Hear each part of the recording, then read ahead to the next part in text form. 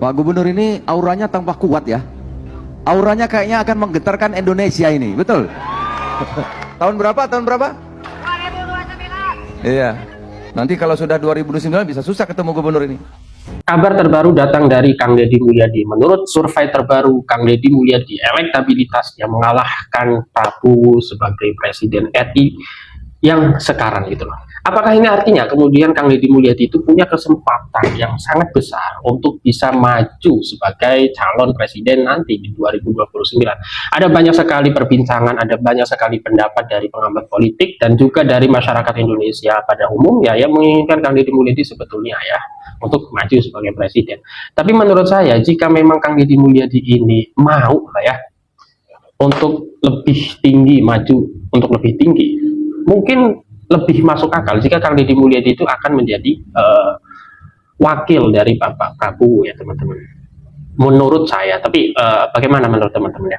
Coba kita simak berbagai video, pendapat, dan komentar dari teman-teman di sosial media. Silahkan. Ya, pertama, dari awal selalu kita sampaikan bahwa kita bekerja bukan dalam rangka mencari survei, dan kita meyakini bahwa apa yang kita kerjakan, program yang diputuskan oleh Bapak Presiden, program yang sekarang dikerjakan oleh seluruh kementerian dan lembaga, kami yakini karena itu semua berorientasi masyarakat. Kami tidak pernah melihat atau bekerja untuk mengejar sebuah survei. Dari yang kita kerjakan, kita yakin rakyat akan bisa menerima semua yang kita jalankan sebagai janji kampanye, sebagai cita-cita kita bersama sebagai bangsa dan negara yang maju, sejahtera, mandiri dalam berbagai bidang, larangan pangan, kemudian energi, industrialisasi, kita kejar hilirisasi, kita kejar. Segera tangkap Kang Deddy Mulyadi, Sampurasun, tabe salamat, lingunalatai, salam sawujud karena Palembang. Tangkap ide briliannya, tangkap statement-statement keren dan dahsyatnya.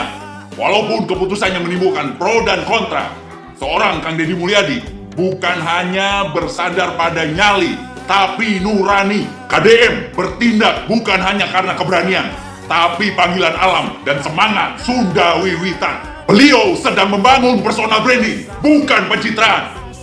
Salam hormat buat KDM, tapi salamat lingunalatai, salam sawujud karena Palembang. Bapak Aing, BJG, mau rampes, nyangakeun tilur sausap rambut, kahandap sausap dambal, amakana sarenghap, getihna sadami. Salam satu kopi, salam kopi Tozi. Dari kopi, kita berkawan. Wassalamualaikum.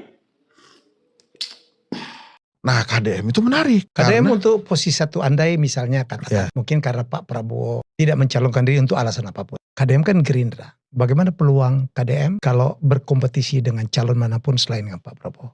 KDM-nya sendiri nggak masalah menurut saya. Tapi apakah Gerindra sudah siap menjadi partai terbuka? Itu pertanyaannya. Karena kan masih ada nama Jiwandono di sana, ada beberapa.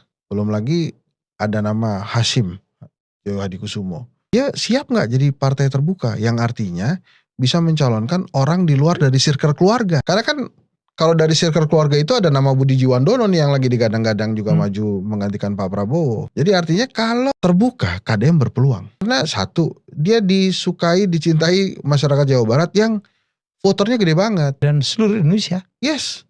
Maka kalau menurut saya, pijakan pertamanya KDM itu harus mendorong Pak Prabowo maju lagi. Dia jadi nomor 2-nya. Itu yang paling ideal. Kayaknya orang-orang nggak bakalan kaget ya lihat berita hari ini soal survei elektabilitasnya KDM yang tinggi. Tapi justru menurut gua yang kaget adalah Partai Gerindra, karena tahu survei elektabilitasnya KDM jauh mengungguli Pak Prabowo, Ketua Umum Gerindra. Ya kita tahu sendiri ya, Partai Gerindra udah pasti nanti tahun 2029 bakalan mencalonkan lagi Pak Prabowo sebagai calon presiden. Masalahnya ini KDM mau nggak diduetkan dengan Pak Prabowo sebagai calon wakil presidennya. Apalagi dengan elektabilitas setinggi sekarang ya, mungkin akan lebih memilih menjadi calon presiden. Tahun 2029 nanti semua partai politik yang ikut pemilu itu boleh loh mencalonkan calon presidennya. Jadi kalau nanti tahun 2029 nih Gerindra tidak mencalonkan KDM sebagai calon presidennya, kemungkinan besar KDM akan dicalonkan oleh partai lain loh. mungkin menurut gua bisa jadi dicalonkan oleh PSI, diduetkan dengan Gibran. Tapi ya namanya politik ya, politik itu dinamis lah, masih bakalan banyak hal yang terjadi sampai tahun 2029 nanti. Feeling gua nanti bakalan ada nama baru deh yang belum masuk ke radar survei itu. Yang bikin gua menggelitik justru seandainya memang nanti tahun 2029 itu KDM dicalonkan presiden oleh partai selain Gerindra, Bupati Sumedang ini bakalan ngikut pindah partai lagi nggak ya ke partai yang mengusung KDM. Baik Jumatan, orang ningali elektabilitas Kang Deddy naik, nyarai kelas ya. Mantap cik aing teh. Kang Deddy terus maju kayak orang Sunda Jaya, orang Sunda keur mekar-mekarna teh. Ya, ningali elekel tah. Kang Deddy wilujeng saya elektabilitas nasional. Geun ela ulah ningali ka di sisi gigir majeng teras. Pak Presiden, sorry. Sorry Pak, maaf Pak. Ini dua Pak, ini terlalu dimimpi Pak. Dimimpi Pak. Mudah-mudahan amin Pak. Presiden saya Prabowo Subianto. Maaf Pak. 2 periode. Maaf Pak. Terlalu dimimpi Pak. Bukan. Aku tahu orang sana suka berpolitik. Lagi viral nih di media sosial. Seorang netizen minta Deddy Mulyadi dan Basuki Cahayapurnama atau Ahok agar menjadi presiden dan wakil presiden selanjutnya. Menurutnya, saat ini cuma mereka yang benar-benar jujur, berani, dan peduli sama rakyatnya. Aku pikir-pikir ya pakai otakku yang paling cerdas, kalau KDM itu dipasangkan dengan Ahok, setujulah aku kalau dia presiden dan wakil presiden. Selanjutnya maksud aku, kalau perlu sekarang pun tak apa-apalah. Gimana nih Lur? Menurut kalian, setuju atau tidak? Saudara, saya apa salah lihat ya? Pak Gubernur ini auranya tambah kuat ya. Auranya kayaknya akan menggetarkan Indonesia ini, betul? Tahun berapa? 2029. Iya. Nanti kalau sudah 2029 bisa susah ketemu gubernur ini. Wacana KDM menuju RI 1 kian menguat. Tapi perlu diketahui bahwa Gerindra sudah lebih dulu menetapkan Prabowo Subianto untuk maju kembali sebagai Capres 2029. Lalu apakah publik akan cukup puas jika KDM hanya menjadi cawapres? Atau gelombang dukungan suara rakyat justru akan menyeretnya pada pertarungan paling panas, yaitu KDM versus Prabowo di Pilpres 2029? Bro, kita pokoknya intinya puas dengan pemerintahan Pak Prabowo dan kompak minimal 2 periode lah. Ketika orang bertanya, Kang Deddy mau jadi apa? Jujur, tekad utama saya adalah ingin Pak Prabowo jadi presiden. Dari dulu. Sejak saya kuliah, saya sangat mencintai dia.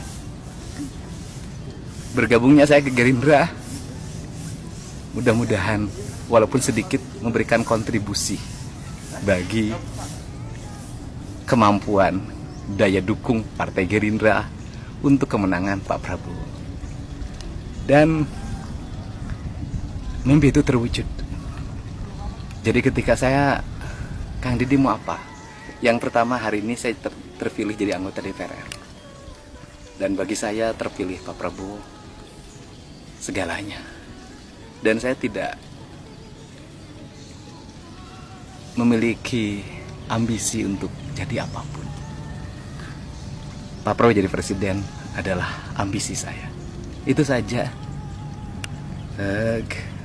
Gak ada ambisi saya apapun. Kalau beliau nugasin, apapun akan saya lakukan. Andai kata misalnya saya terpilih jadi anggota DPR, kursinya buat yang lain aja, saya bersedia memberikan.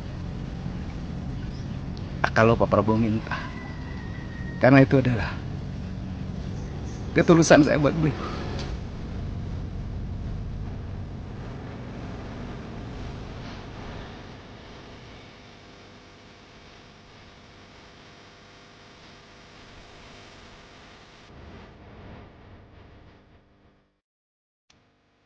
Semoga Bapak sehat,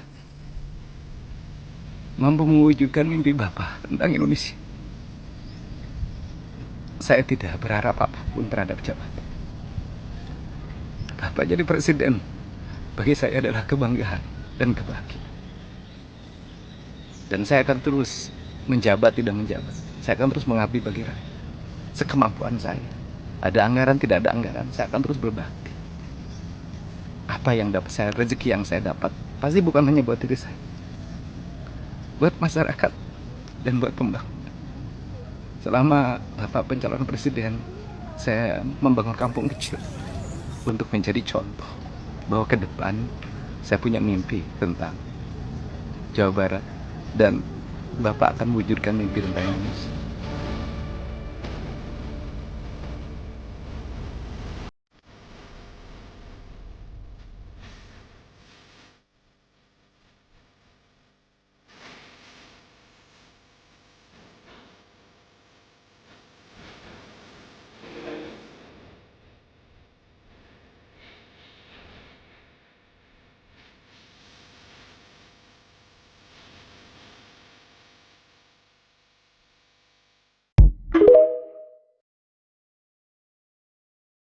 Setelah KDM kemarin datang ke Papua atas permintaan orang-orang Papua karena melihat sepak terjang kepemimpinannya di Jawa Barat selama 1,5 tahun ini, mereka melihat KDM orang yang konsisten di dalam menjaga alam, menjaga hutan, menjaga lingkungan, dan menjaga budaya Jawa Barat. Sehingga tak berlebihan rasanya saya mengatakan bahwa KDM adalah simbol penyelamat hutan Indonesia, simbol penyelamat alam Indonesia, simbol penyelamat budaya Indonesia. Dan energi kepemimpinan KDM di Jawa Barat sampai ke Papua. Orang-orang Papua menjadikan KDM sebagai tokoh panutan, tokoh idola, harapan masa depan Indonesia. Mereka berharap ada pemimpin yang melakukan pembangunan itu pakai rasa, bukan hanya pakai logika. Dan mereka sangat jatuh cinta kepada KDM. Datang ke sana KDM disambut dengan tarian budaya. Pembukaan acara, beliau nangis melihat orang-orang Papua, melihat hutan alam Papua. Sudut pandang orang ke Papua, katanya wilayah sangat tertinggal. KDM memakai perspektif cara pandang yang lain di dalam melihat Papua. Dan sekarang ada orang yang teriak-teriak meminta izin kepada orang Jawa Barat untuk KDM ke depan di 2029 maju capres. Baik teman-teman, di era sekarang di mana berbagai fenomena buruk datang menghampiri masyarakat kita, banyak sekali masyarakat yang mengeluhkan soal kenaikan pajak, soal Pertamax naik, dan lain sebagainya, dolar yang hari ini masih sangat tinggi gitu loh, yang itu secara ekonomi berkonsekuensi pada kenaikan harga pangan gitu. Kebutuhan masyarakat hari ini sangat banyak gitu loh, tetapi harga-harga naik, gaji tidak naik, upah segitu-gitu aja, sehingga orang-orang semakin takut apakah Indonesia ini sebetulnya sedang menuju kekacauan dan kelemahan ekonomi, apakah kemudian krisis moneter akan terjadi, apakah ini akan di era Prabowo akan terulang era 998. Banyak akhirnya masyarakat yang menginginkan Kang Deddy Mulyadi maju sebagai presiden dan menggantikan Bapak Prabowo Subianto, karena melihat program-program yang dijalankan Prabowo hari ini, Bapak Prabowo hari ini, itu sangat kacau lah ya. Tidak sangat kacau, ada beberapa yang memang perlu dievaluasi seperti MBG, ada banyak keracunan dapur MBG, ada beberapa yang artinya teman-teman, program Bapak Prabowo ini memang tidak dijalankan secara matang, butuh evaluasi dan perencanaan yang seharusnya itu sudah dilakukan jauh sebelum program itu dijalankan, teman-teman. Dan terutama isu yang paling krusial adalah MBG. Dan Kang Deddy Mulyadi lagi-lagi punya pandangan tersendiri mengenai MBG. Salah satunya adalah merubah skema MBG itu menjadi uang gitu loh. Di ATM kan dirubah aja menjadi uang, berikan uang sebesar 15.000 ya per hari kepada anak-anak. Itu jauh lebih efisien, lebih ya untuk menghindari aliran korupsi dan lain sebagainya, teman-teman. Dan orang tua bebas memberikan makan anaknya ya, teman-teman. Ya, mungkin itu saja. Hadirullah wa iyyakum ajmain. Assalamualaikum warahmatullahi wabarakatuh.